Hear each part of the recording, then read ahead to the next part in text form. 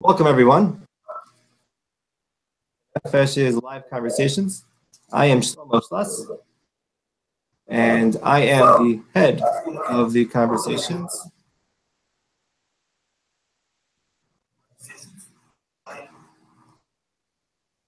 I'm also a clinical social worker who I've been in practice and practicing for about 6 years.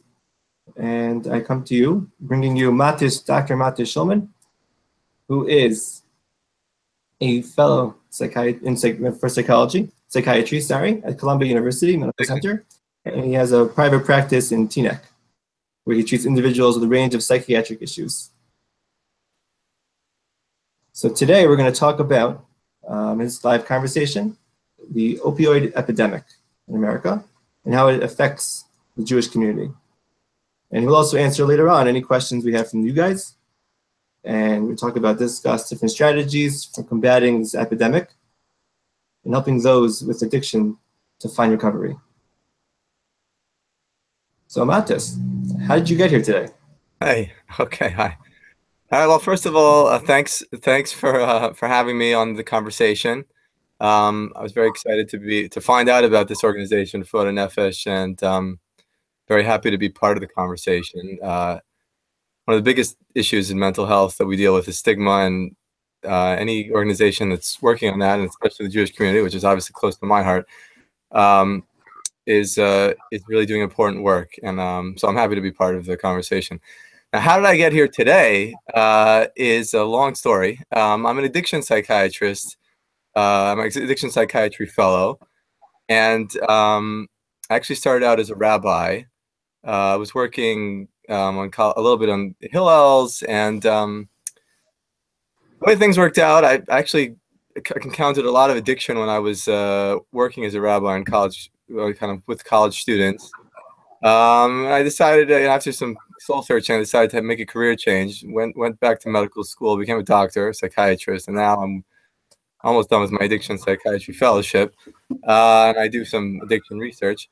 So I wouldn't say that I'm the world's expert on opiates, but I'm kind of familiar with opiates and addiction, and that's why I'm excited to be able to talk to all of you. I don't know how many people are watching, but hopefully someone, about this topic. And I think it's a very important and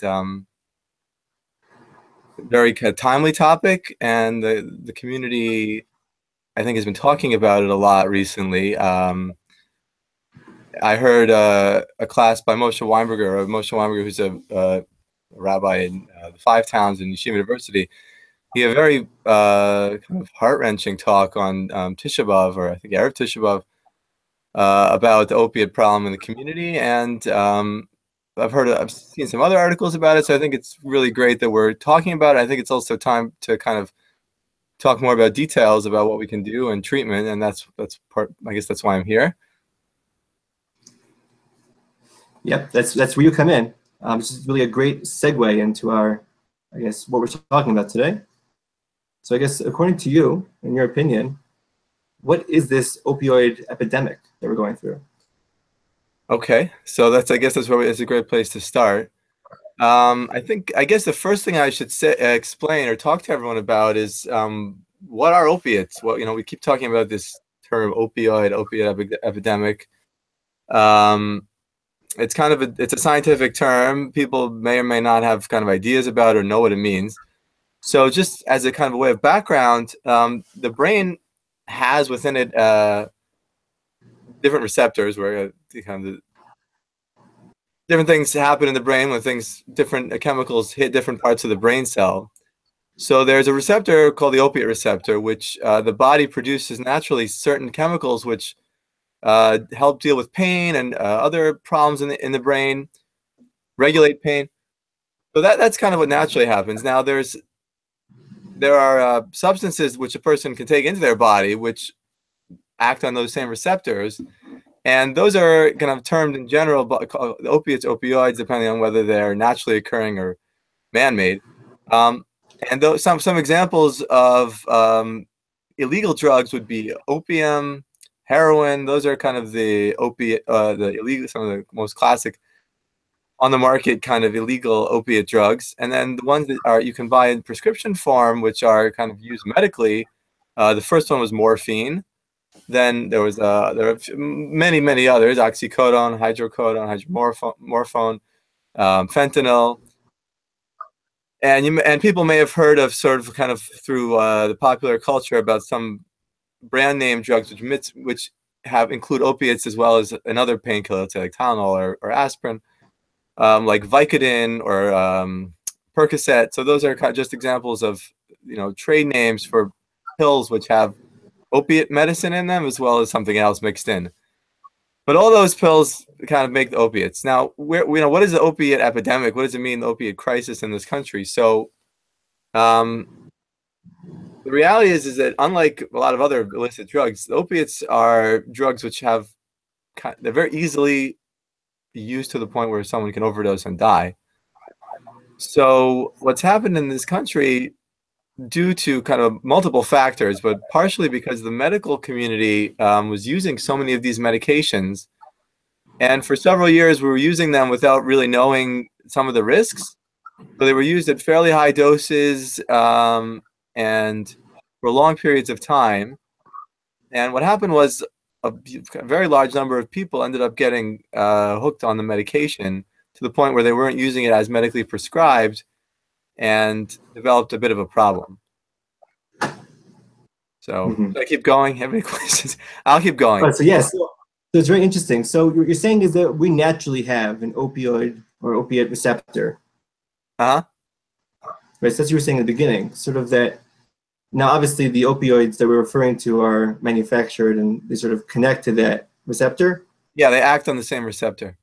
And they make us think that like we're creating that opioid sensation.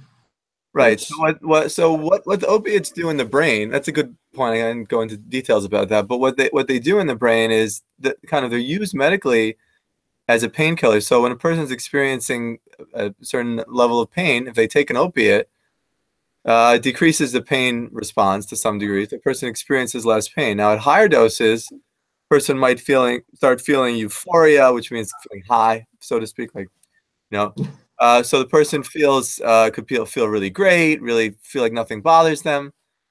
And then at higher doses, not that much higher than euphoria, which is why these drugs are dangerous, the person starts to fall asleep, and then eventually the opiates at higher doses can actually suppress breathing. So the person that acts on the brain and the center, which the brain naturally has a part of the brain which causes us to breathe. When opiates are acting on that part of the brain, then the person, then people unfortunately stop breathing, and that's really why these drugs are so fatal, because they act on that receptor at not that much higher of a dose than the dose which makes someone feel euphoric or really great. So that's sort of after that point. It's lack of breathing. What was that? It's like euphoria after the euphoric state. Breathing. If a person uses a dose, like a higher dose, then they need to feel really good, feel high, slightly more than that. At a certain point, they cross over into not breathing, and then they could die, which is why these drugs are so dangerous. This is a very slippery slope. Yeah, it's a very dangerous drug. Yeah, slippery slope, in that it's like, just as kind of just to compare it to some other commonly used drugs. So, for example, alcohol. A person could die of alcohol poisoning, but they most likely would fall asleep before that happens, or they would feel really sick.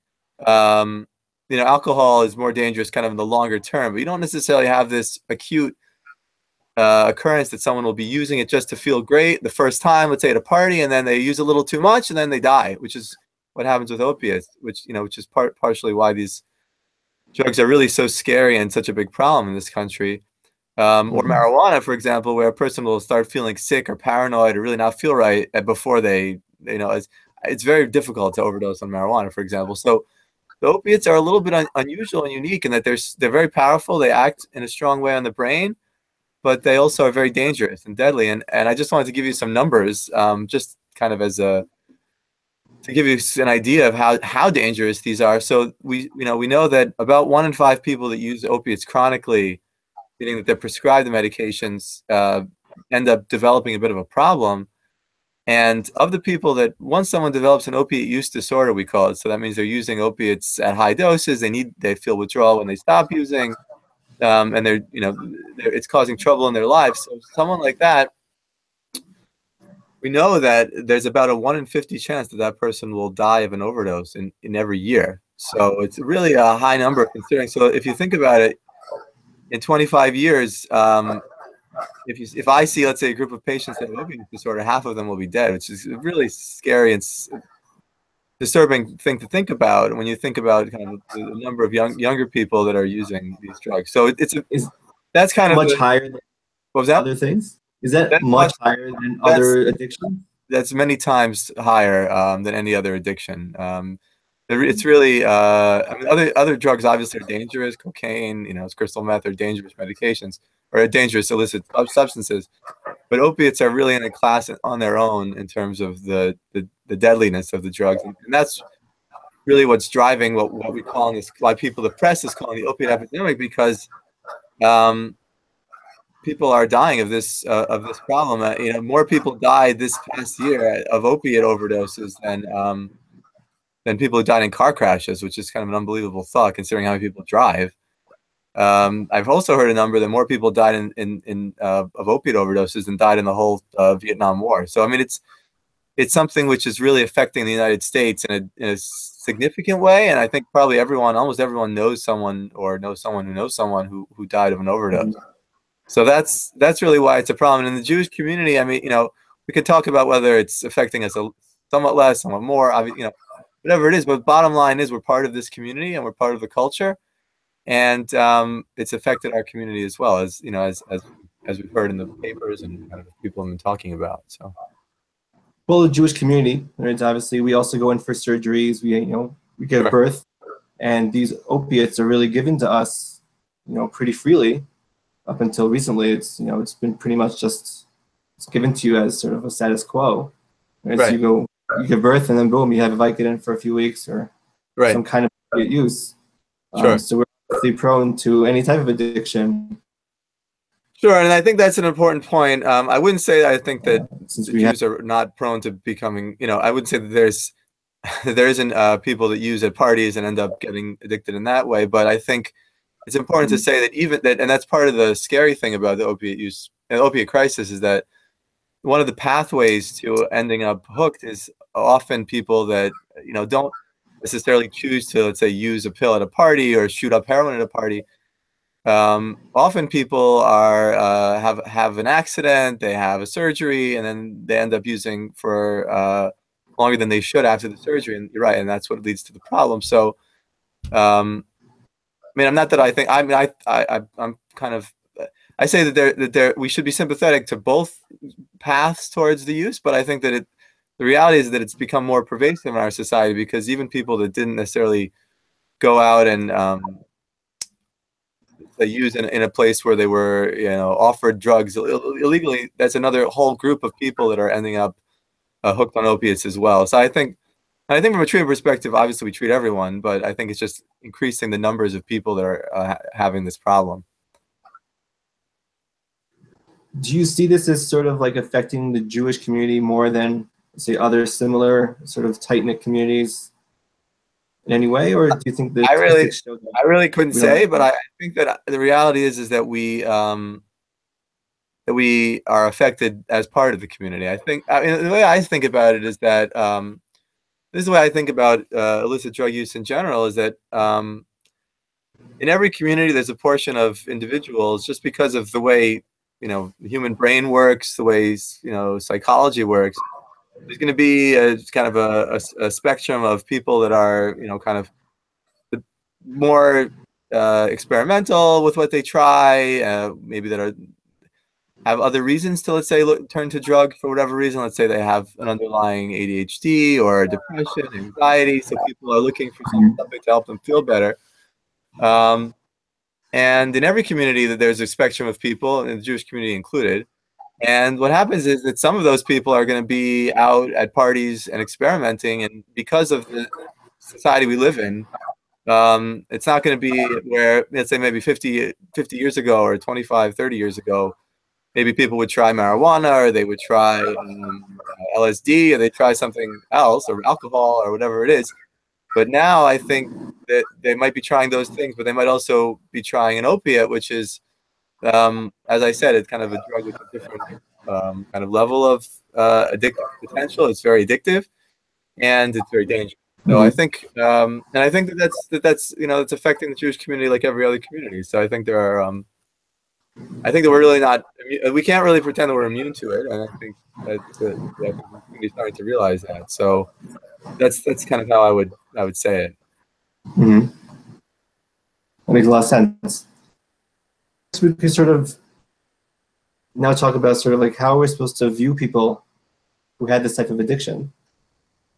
Yeah, so that's an important thing, I think, because it's the topic, I guess, of Refuat Hanefesh is about talking about stigma. And I think addiction, I'm a psychiatrist. I started out as a psychiatrist and then became addiction psychiatrist. So I started working with stigmatized patients, and then I started working with and then I moved to very stigmatized patients. I mean, even in the world of psychiatry, unfortunately, addiction is to some degree stigmatized.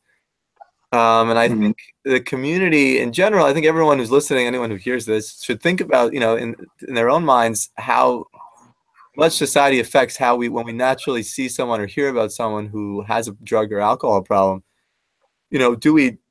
how much of that do we view as a moral failing?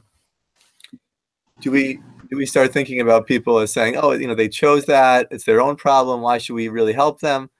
And I really, as a treatment provider and seeing patients, I really have to kind of try to fight that stigma, and that, there's a natural tendency of people to blame. And I think the reality is that everyone has some degree of free will in their lives. But as I said, there are always going to be people that are willing to try something. And, if that same kid who at 18 years old would be at a party and he would have just been offered some edible marijuana or had a few shots and experimented that way, then he wouldn't have developed this problem, which becomes such a lifelong, issue. Or maybe there's a less likelihood, or it's just at least something that's less pervasive in their lives. But just because in our society we happen to have these very addictive drugs that are available, so that same kid who's, let's say, experimenting ends up hooked. So I think, to some degree, we have to be sympathetic to the situation that people are placed in. That's one side to it. There are other sides. Other sides are that often people end up using drugs and alcohol because of an underlying anxiety or depression. So people are sort of seeking solutions, and this is something which is easy and available.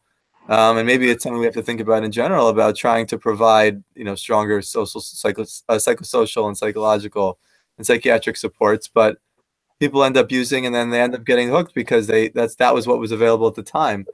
So I try to, and then that's kind of from the front end, how people end up starting to use drugs and alcohol. And then on the back end, what often happens with people that are addicted to opiates is I've seen many patients that have come to me and said, I really don't get any benefit from this drug anymore. It's really something that just keeps me okay. Basically, it's taken over my whole life. I spend all my time trying to get, let's say, heroin or opiates. But when I use the heroin or the opiates, I don't feel euphoric. I don't feel really good. I just use it because if I don't use it, I'll feel so sick. And it just keeps me going. And it's a person like that, and they often come begging for help and trying to get their lives back. So I think it's really hard. It's really wrong to say to a person like that, well, you chose this, you're a junkie, or whatever. It's just terrible terms that people use. It's really unfair because that person is telling you overtly, I want to change, I want help. So I think it behooves us as a community and as American society, as a Jewish community, as a medical community, to really do our best that when a person comes for help, to try to give them the best chance they have of stopping. And we can talk a little bit about ambivalence later, which is part of the frustration that people have with people that are using substances. But I think ultimately we have to try to notice that we're feeling sort of judgmental and say, you chose this, and then we have to realize that no, that really isn't the question. The question isn't how the person got here. question is, are they, if they're asking for help, or can we help them? Can we help their family help them to live a healthier life, a safer life, and a more, wholesome and fulfilling life, kind of really with the goals they want. I mean, it's very rare that you find a person, I mean, especially in treatment, that will say to you, oh, if this is part of what the treatment is, I ask people, what would you like to get in life? What would you like? Very few people tell me I'd like to just be high and euphoric all the time. People tell me, I want to have a family, I want to have a job, I want to have a house.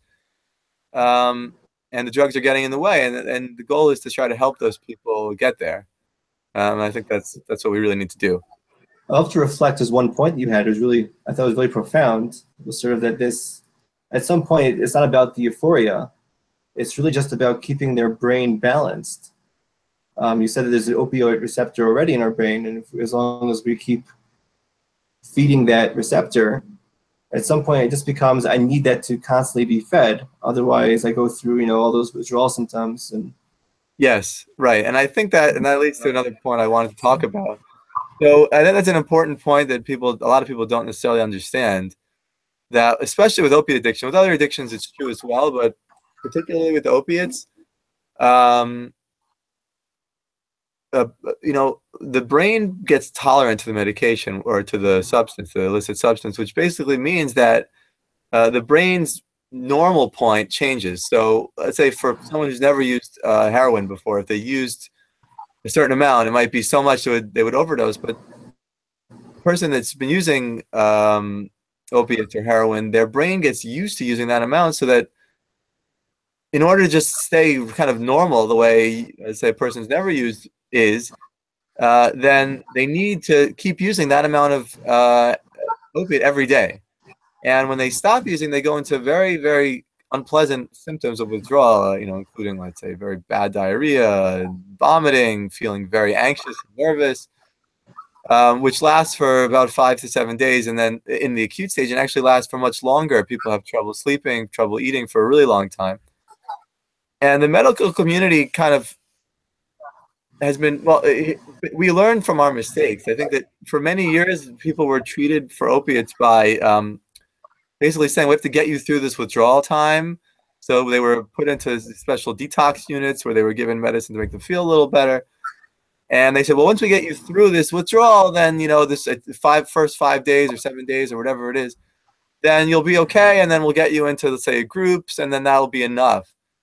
And what we learned was that treatment, that kind of detox and then rehab alone doesn't have a very high chance of a person remaining opiate free. And maybe, let's say, 1 in 10 or 1 in 5 people will be able to really succeed in that way in some of the observational studies they've done for people that have a real problem. So in order to sort of deal with this problem of that people are in withdrawal for a really long time, let's say weeks or maybe even months, or some long withdrawal experiences. So the community, basically, we developed but I think the medical community developed several medication options to try to help people stay drug free. So not only are we sort of giving sort of resources them out there, get withdrawal, and then we'll put you in some community.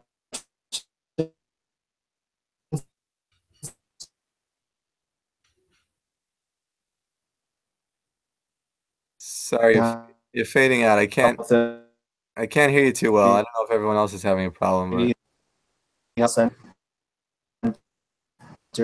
Where you can join some groups and talk about, but we're even giving them slowly and sort of getting some now. Sorry, I lost you for a minute there. I didn't hear what you said. You said that. Now I hear you. Yeah. Yeah. Great. So I was having I heard a lot of things about withdrawal symptoms, and then medical community sort of didn't have sort of this in-between state, like we were just talking about, where we have medication support to help that withdrawal, so you don't have to sort of feel all alone in that process. Well, it's more than just it's one just feeling all alone. I think that the idea is that we have that the medications are actually different ways of sort of dealing with this problem of this, that we found that people were experiencing so many cravings and so much withdrawal, unpleasant symptoms, that they were often going back to the whatever illicit drug they were using. So the community has three options right now for treatment, which I think I really want to go over and talk about, because it's very important that the community knows that everyone, I try to tell everyone I can about this, because people haven't heard of it and they don't know about it, and they think, oh, you know, my loved one, I sent my loved one to, or my friend sent their loved one to a detox, and then they came out and they relapsed. And then what can I do? Mm-hmm. And that logic isn't true. I mean, I think that it's not that what can I do? I mean, that wasn't proper treatment. That was not, that wasn't evidence-based kind of state-of-the-art treatment, if that's what happened. What you should hear if someone is talking about, I sent my loved one to treatment, you should hear that, oh, they went to treatment and they were started on one of these three treatment options, along with groups and along with a therapist and along with all the other things that we do, in NA if you want, or AA. But one of those treatments should have been included in the treatment plan. And the three treatments are methadone, Suboxone or buprenorphine, and Vivitrol. And I guess just to quickly talk about each one. So methadone is kind of the oldest one. And it's basically, it is an opiate in its own right, but it's a long-acting opiate, and it's used in a kind of a very controlled way for people that have a problem. So they're given it every day at a clinic. So it's a little annoying to go every day. But we know that people that are part of these methadone maintenance programs do really well. And we have a lot of evidence that people get their lives back. People that have a real serious problem end up living productive lives. They have jobs, they have families, and they don't go back to necessarily using illicit drugs. So that's methadone. Buprenorphine is kind of an option, which is like kind of a half of an opiate. It acts on the receptor, but only about half at the strength of the other of the other opiates. So that drug is a little safer than methadone. It's a little safer than all the other opiates because it's hard to overdose on that. It's very unlikely a person could overdose on that. So that's given out in a physician's office. So any primary care doctor or a psychiatrist, addiction psychiatrist could prescribe that medicine. And the person could, let's say, go once a week or once a month to the doctor and be treated that way. And then they could go to groups on the side. And that drug will prevent a person from going into withdrawal.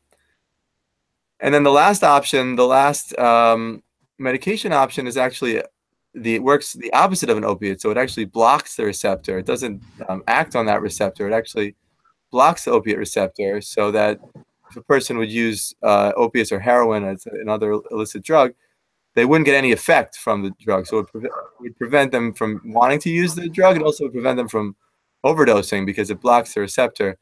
And that drug is called naltrexone, or Vivitrol is the long-acting form. So the one that we use in the treatment community is the long-acting form. So a person can get a shot once a month, this Vivitrol injection. And as long as they go in once a month for that shot, there's no concern they'll go back to opiates, because the opiates won't have any effect on them. So that's a really strong, another good option that we have, which was developed a couple of years ago. So as you can hear, there are actually kind of a spectrum of choices for people, and a lot of different options. If someone fails one of these options, we can try one of the other two, or we can try again. So there's a lot we can do that people don't necessarily know about. So I encourage everyone who's hearing this, if you know anyone or hear about anyone who has a problem, encourage them to get connected with someone who will help them with one of these three medication options, because it could really save their lives. The numbers that we know are that it decreases the risk of going back to the opiates by like almost 30 to 50% or even more. So you really have a huge decrease in the chances of something really bad happening.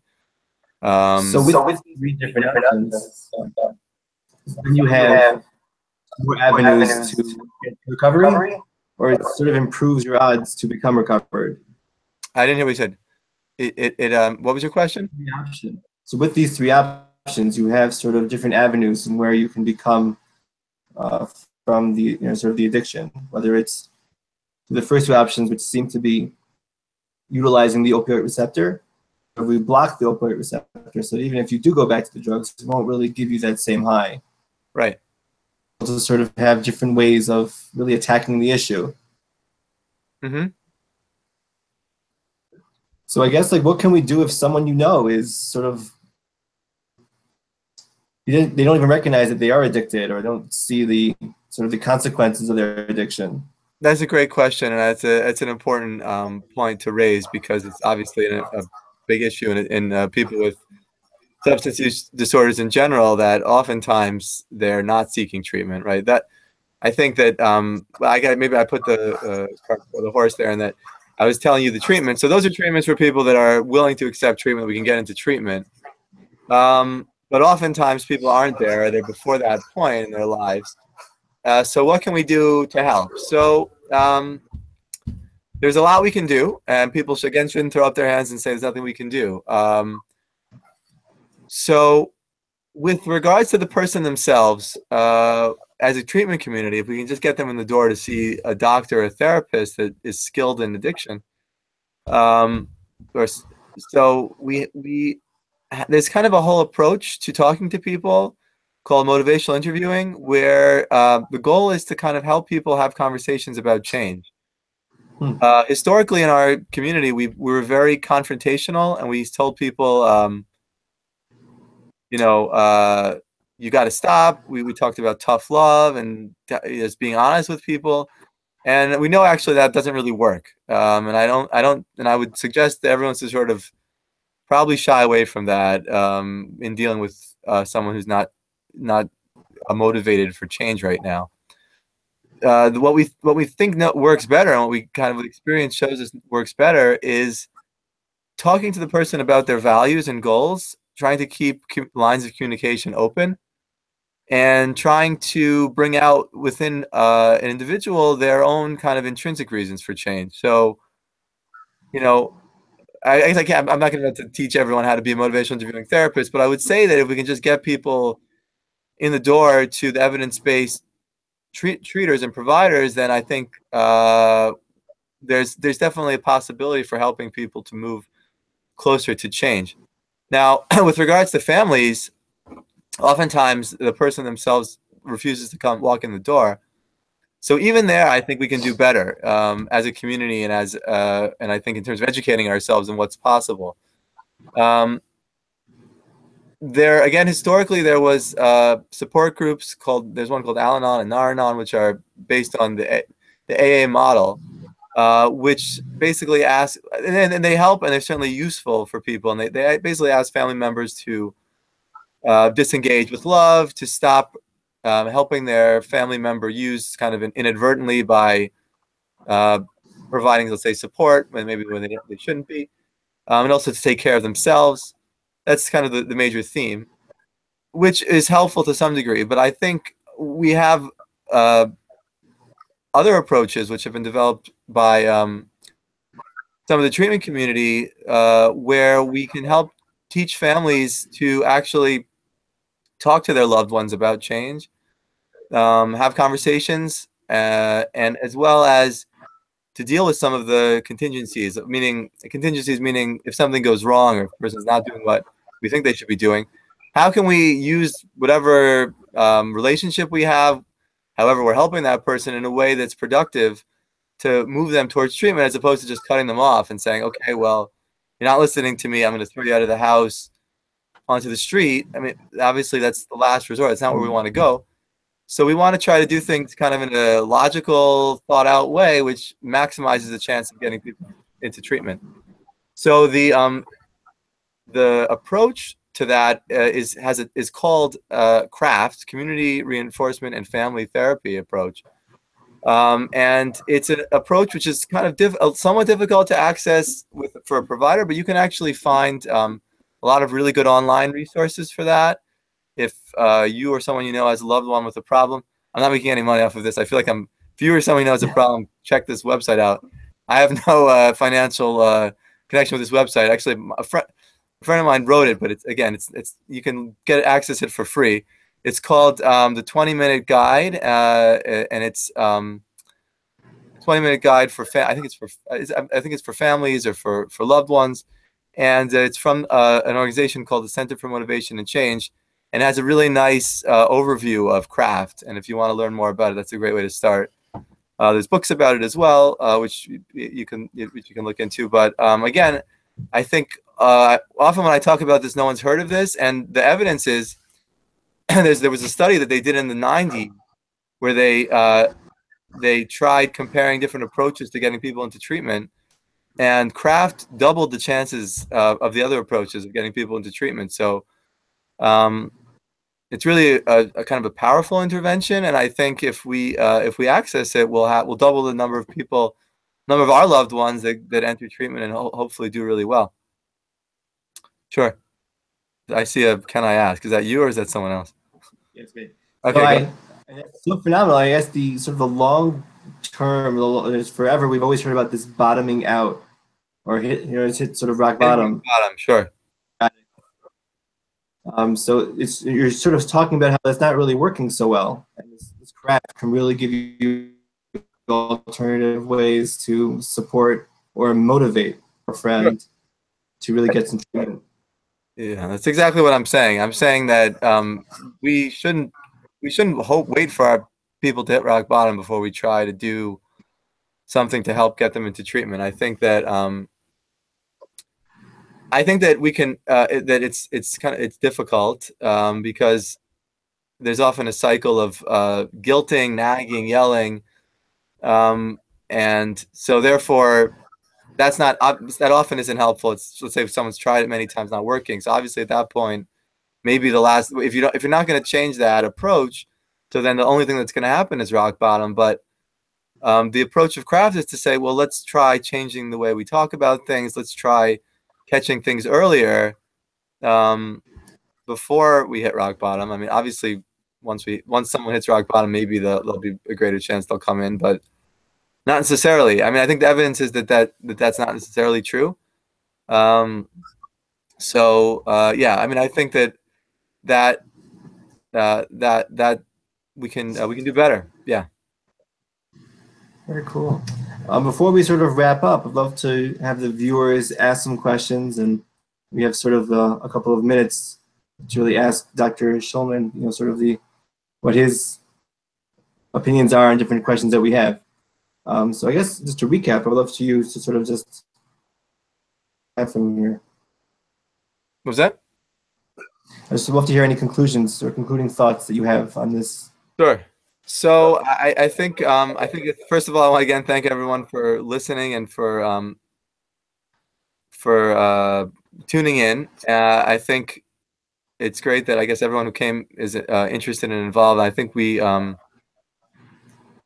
as a community, I guess, have started to talk about the problem of people using opiates and drugs in general, and the overdose problem, which is really tragic and kind of painful to talk about and think about sometimes.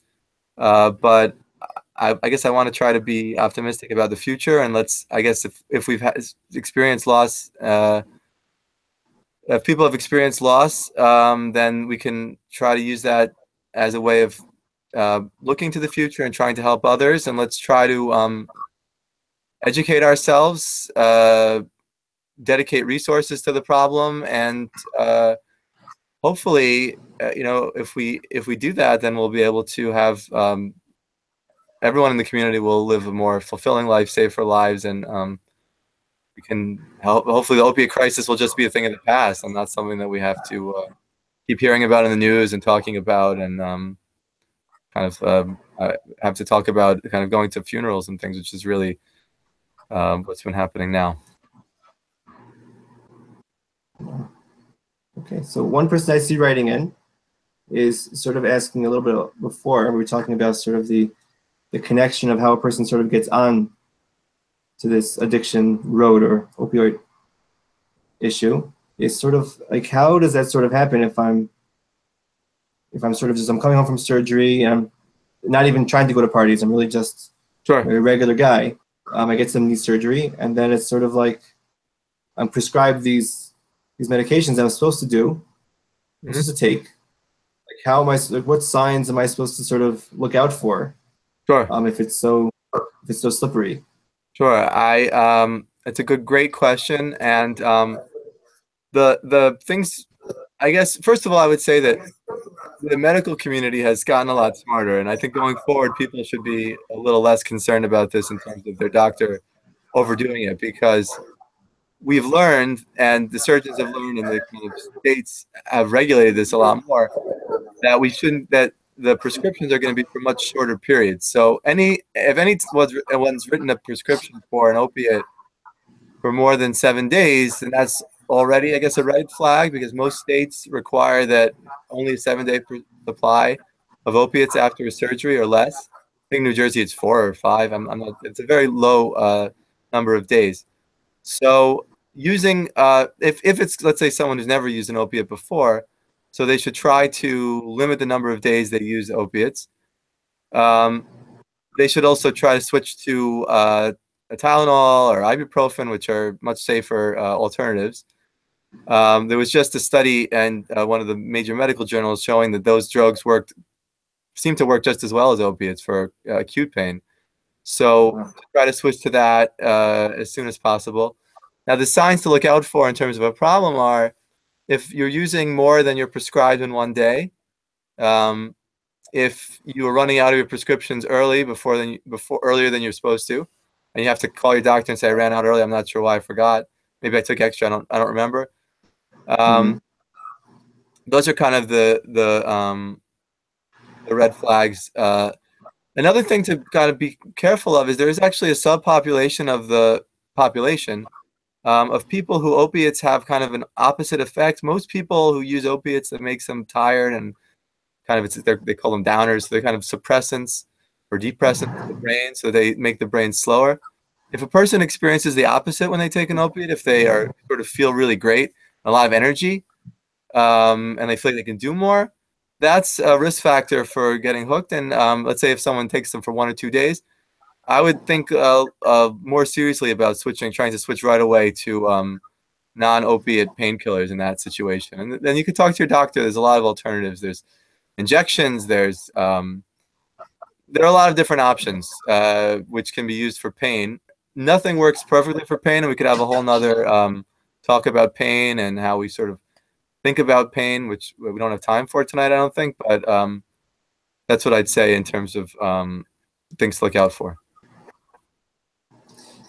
That was a really great answer. I would love to know about sort of the change that you've seen in your experience, where people are sort of, they're really, really addicted and really having a difficult time of change. And how have you seen that sort of progress? You're saying in terms of changing to do better or do worse? I didn't hear what. Do more. It's do better. It's how do I go? What have you seen in your clinical experience? So I've actually seen people turn their lives around kind of unbelievably with some of these medications.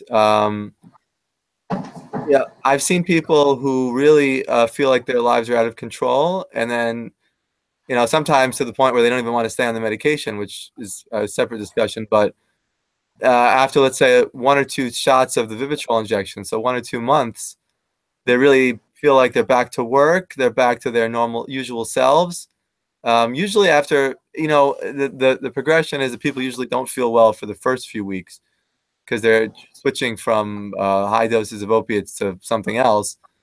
But once a person is stable on the medication, and then I've seen people really turn their lives around and really tell me that they really feel like they're kind of back to normal. They really feel great. They don't need treatment anymore, which is another discussion. But people can really function a lot better. I would say people should sort of stay connected with treatment as for a while, because these are often chronic illnesses. The way I think about addiction is it's a chronic illness, so people can be doing really well. Like in diabetes, for example, like a person can have their blood sugars very well controlled, but they still need to keep going to make sure that they're kind of okay, let's say once a month or every few months. So I think the same way about addiction, that people can kind of turn their lives around, do much better, get back to work, get back to having a normal family life, but they should still stay connected with treatment. So So basically, addiction ends up becoming sort of a lifelong journey where you constantly need to manage it, just like any other medical condition that you have. Yes, Part of you. I would say it often is. And I think for a lot of people, it's hard to face that. And so I wouldn't say that we should necessarily talk about. I agree with AA and NA on this one, taking things one day at a time. So I usually say, let's talk about the next 6 months or year. Let's get you stable for the first year, and then we'll take it from there. But the reality, I mean, NA and AA take it to extreme where they say someone is really an addict for life, which I don't necessarily agree with kind of that extreme in terms of labeling people and saying, X or Y. But I do think that it's often a chronic illness, which depending on how a person's doing, they need more or less intervention for the chronic illness. But it is something which is certainly you're at a higher risk for going back to it. With opiates in particular, there's certainly a high risk of going back to it if you're not in treatment. So it's something which a person has to sort of be aware of and make I guess smart decisions about what the risks and benefits are of what their options are. Another question we sort of got is, I guess, brings us to a different conversation topic, but I guess we just want to sort of limit it to here is marijuana sort of maybe a better idea or alternative to doctors prescribing opiates? I was actually conversation, but no, I actually was thinking about talking about that when I was talking about alternatives. So I'll say that we have some evidence. First of all, marijuana is safer than opiates. I mean, there's no one who will argue with that, even if people are saying it shouldn't be illegal. It's very difficult to overdose on marijuana. I mean, it can cause a lot of problems. It can cause someone to also destroy their lives, which I've seen as a treatment provider, obviously. But it's more likely the person will stay alive. So I think that in states where marijuana is legal, there may be, to some degree, there are some studies showing that there may be a decrease in overdoses of opiates because of this, because people are using that for pain as opposed to using opiates. The federal government still thinks marijuana is illegal. So I'm not going to come out and say that everyone should, that it's a safe alternative. But I would say that it is definitely safer than an opiate. If a person is, let's say, choosing between one or the other, I would say definitely choose marijuana. I often actually tell patients that are getting off opiates, if it's helpful to use marijuana, use the marijuana, because it's certainly, at least in terms of harm reduction, it's less dangerous than opiates. But it isn't every substance you put into your body and anything which you sort of get it's psychoactive. You have to always consider risks and benefits. Including psychiatric medications, you have to consider risks and benefits. So it's good to talk to someone who knows more to a doctor about it, and make an educated decision. Does that answer the question?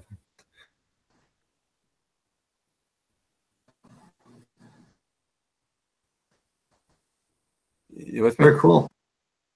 Yeah, so I bugged out a little bit. So there's another question. I guess we talked about a little bit before of how the doctors are sort of monitoring over-prescribing or overuse. Yeah.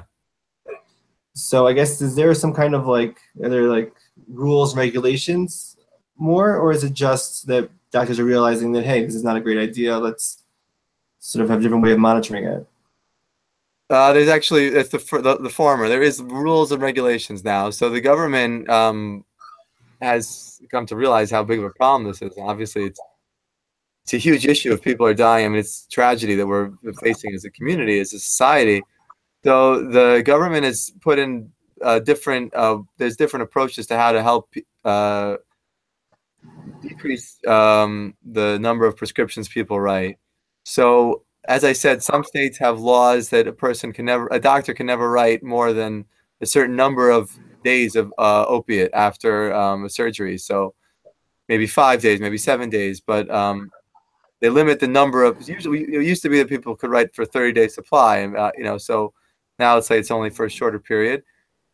Also, every time a person writes an opiate prescription now, in most states now, when it's filled at the pharmacy puts it into a registry. So a person can't doctor shop and go, let's say, to 5 different doctors and get opiates, because when I write for that prescription, I have to check the registry and see who else wrote this patient a prescription, so that it's controlled in terms of that. And then there's also guidelines for doctors, and doctors that write too many opiate prescriptions. There are actually cases where the government has closed them down, or there's been licensing issues where the board of licensing will say, you shouldn't have been writing for this in this case. It's not in your scope of practice. So the government is definitely limiting it through not just through sort of education, but also through enforcement. Wow. So I guess, have you seen sort of a difference since this sort of the state of emergency that we've been put in because of this epidemic? So that's a great question. It's a good point. Actually, I think that this is it's a two-edged sword at this point, because the medical community has figured out that it's a problem. So doctors are much less likely to write a prescription for an opiate. But at the same time, since it's been going on for so many years, and as I said, people who are on these medications need them to feel okay. So if a person was prescribed high doses of, let's say, fentanyl or hydrocodone or oxycodone for 5 years or 10 years, so if their doctor says, well, the government now is saying I can't give you this prescription anymore, so that person is really going to have a problem. And unfortunately, what's happened in the community, and I can't say for sure it's in the Jewish community, but I assume it is as well. In the general community, people end up having to turn to heroin, actually, because it's cheaper, and you can the person, let's say, needs some opiate to stay normal, to stay okay, and they're not necessarily aware or able to get into these treatments. They're not willing to go into the treatment, so they end up switching from, because of the regulations, it's actually pushing people into illegal drugs. So I would say going forward, it's safer. It's probably safer now to go to a doctor than it was 5 years ago, in terms of the chances that a person will end up inadvertently getting hooked on medication. But the medical community is still having trouble. I mean, we obviously there's approaches to this. We're saying people should switch to buprenorphine, to Suboxone. There are ways to deal with it if someone was using high-dose opiates for a long time. But it's a bit of a problem that a lot of people are sort of stuck without a good option. So I would say it's a two-edged sword. So we haven't really come up to get someone who's already addicted, dependent on sort of those opiates, to get them from dependent stage to, living their lives in a different alternative way that isn't dependent on the opiates. Yes. So those middle, still not sure what to do with. Well, I think that there's a large portion of the population right now that was using the high doses of opiates, and a lot of them are being told they're not able to be prescribed those medicines by their doctor anymore, and then they run into a problem of what to do. There are treatment options, like I mentioned. I mean, there are ways to deal with it, but it's subtle. It requires someone who sort of is willing to take the time to work with the person, and so I think that there is a bit of an empty space where we could use more services in that area. Wow. Very cool. And a bunch of things that you've mentioned, we're going to be posting on afterwards, after we sort of sign off here. I want to thank everyone for their participation, and especially Dr. Shulman. You've been fantastic. Super amount of knowledge imparted upon us. I should sort of take some time now to digest it. So hopefully after this video, I'm going to have a couple of links put up there. So if someone's watching this later on, we could have some of your awesome resources available to them. Okay. All right. Thank you so much. All right. Thank you all. And thank you for Hanefesh. Okay. Absolutely. Thank you for joining us. Take care. Bye-bye.